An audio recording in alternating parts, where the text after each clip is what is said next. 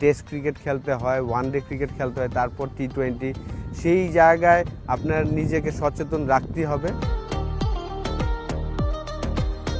অবশ্যই আমি মনে করি যে আসলে আমরা যদিও বাংলাদেশের সবাই আমরা খুব ইউজ টু ছোলা, পেঁয়াজু, বেগুনি এগুলা খেতে খুব পছন্দ করি, মুড়ি, কিন্তু এগুলা না খেয়ে যদি আমরা হেলদি খাবার খেতে পারি সেটা বেটার।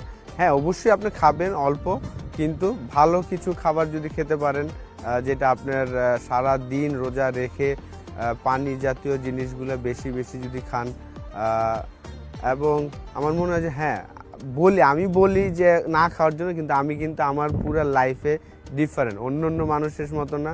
আমি যেমন সকালবেলা রোজা না থাকলে আমি সকালবেলা ভাত খেয়ে যেতাম, ভাত খেয়ে তারপরে আমি ট্রেনিং করতাম বাংলাদেশ টিমে, 3-4 ঘন্টা ট্রেনিংয়ের পরে আবার লাঞ্চ ব্রেক হতো, আমি ওইটা এনার্জি পেতাম। কিন্তু এখনকার ক্রিকেটে এগুলা টোটালি চেঞ্জ হয়ে গিয়েছে, যেহেতু ফিটনেসটা অনেক ইমপ্রুভ করেছে। আগেও আমাদের ছিল, কিন্তু এখন ডিফারেন্ট। টি20 ক্রিকেটটা আসাতে আপনার ফিটনেস লেভেলটা একই মাসে টেস্ট ক্রিকেট খেলতে হয়, ওয়ানডে ক্রিকেট খেলতে হয়, তারপর টি20। সেই জায়গায় আপনার নিজেকে সচেতন রাখতে হবে।